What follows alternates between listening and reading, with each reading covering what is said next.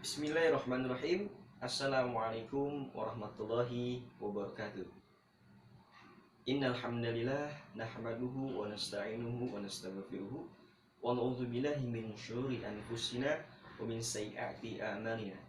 May yahdihillahu fala mudhillalah wa may yudhlil fala hadiyalah. Asyhadu an la ilaha illallah wa asyhadu anna Muhammadan abduhu wa rasuluhu la nabiyya ba'da. Selamat pagi anak-anak. Semoga kalian sehat selalu serta dilindungi oleh Allah Subhanahu wa taala. Amin. Amin ya rabbal alamin. Sebelum kita memulai pembelajaran kali ini, alangkah baiknya kita berdoa. Berdoa menurut kepercayaan masing-masing dimulai. Berdoa selesai. Baik, kita memulai pada materi kali ini, yaitu tentang hakikat bangsa dan negara. Adapun tujuan pembelajaran pertama, mendefinisikan tentang hakikat bangsa dan negara.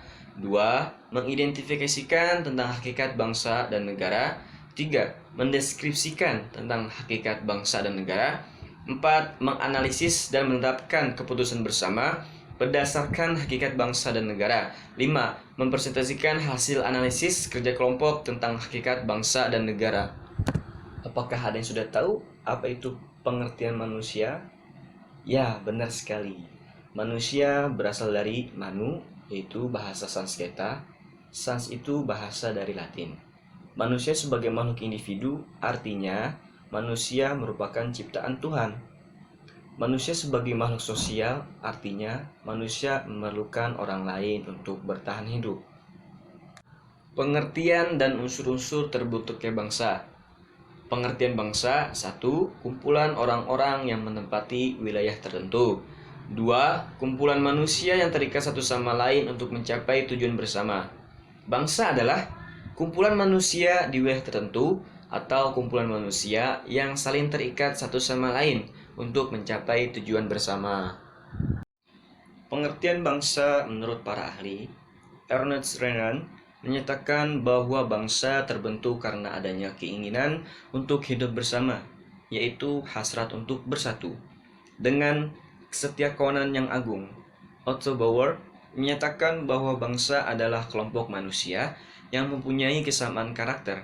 Karakter tumbuh karena adanya kesamaan nasib. F. Ratzel menyatakan bahwa bangsa terbentuk karena adanya hasrat bersatu. Hans Kohn menyatakan bahwa bangsa adalah buah hasil tenaga hidup manusia dalam sejarah. Unsur-unsur terbentuknya bangsa: 1. Memiliki cita-cita bersama. 2. Memiliki sejarah hidup bersama.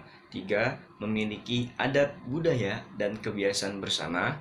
4. Menempati suatu wilayah tertentu.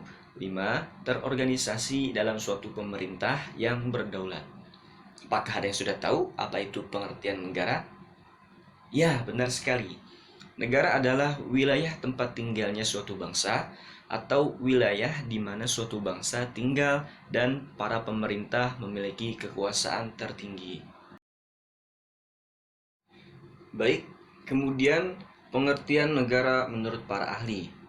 Menurut George Jenelic menyatakan negara sebagai organisasi kekuasaan dan sekelompok manusia yang mendiami wilayah tertentu. Mr. J.H. Logman menyatakan negara sebagai organisasi kemasyarakatan yang dengan kekuasaannya bertujuan mengatur dan mengurus masyarakat tertentu.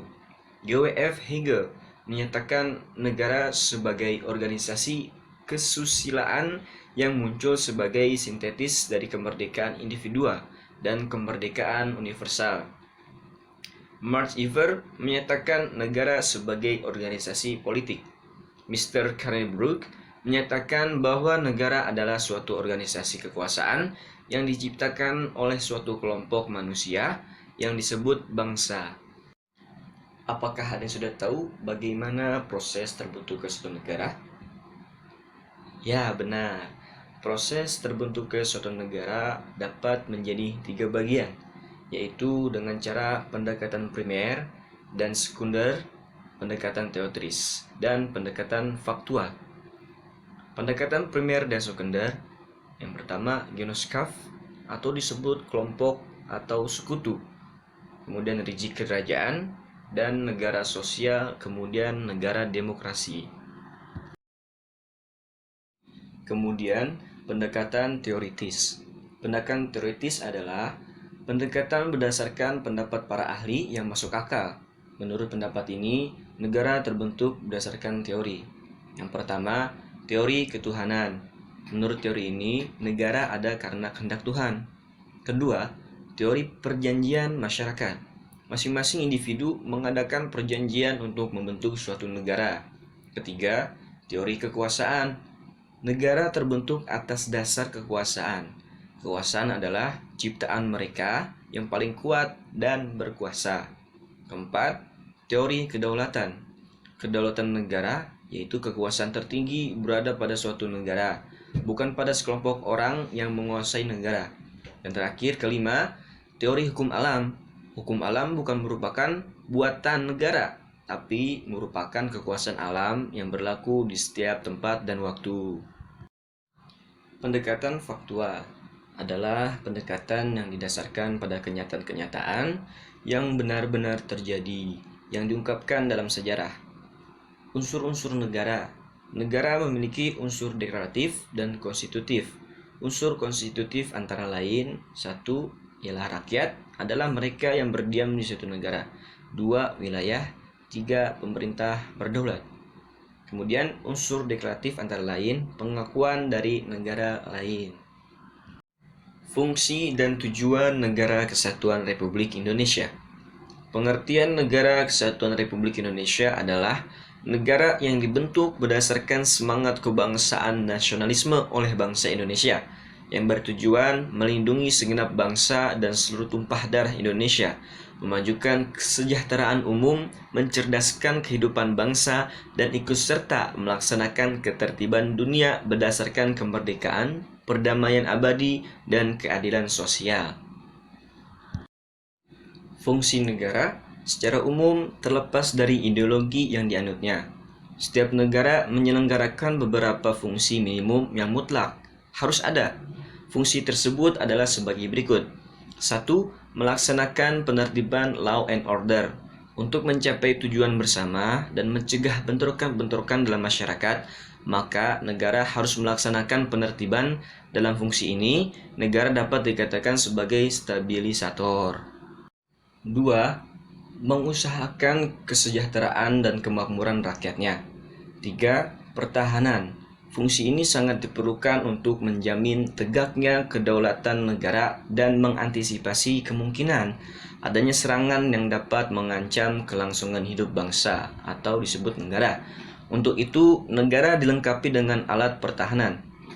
4. Menegakkan keadilan. Fungsi ini dilaksanakan melalui lembaga peradilan. Kemudian, teori-teori fungsi negara. 1. Individualisme atau liberalisme. Menjaga keamanan dan ketertiban agar hak dan kebebasan individu terjamin. 2. Negara hukum mumi. Menjaga dan menciptakan keamanan dan ketertiban. 3. Welfare state. Tidak hanya menciptakan ketertiban saja, tetapi secara aktif mewujudkan kesejahteraan rakyatnya. 4. Komunisme. Membagi alat penindasan atau pemaksa dari kelas ekonomi yang kuat terhadap kelas lainnya yang lebih lemah. 5. Anarkisme. Mewujudkan masyarakat yang bebas tanpa organisasi paksaan. Kaum anarkis tidak memerlukan negara dan pemerintah, sehingga fungsi negara dan pemerintah dilaksanakan oleh kelompok yang dibentuk secara sukarela tanpa ada paksaan, polisi, hukum, serta pengadilan. Dan yang terakhir, beberapa pendapat para ahli tentang tujuan negara. Menurut Plato, tujuan negara adalah memajukan kesusilaan manusia.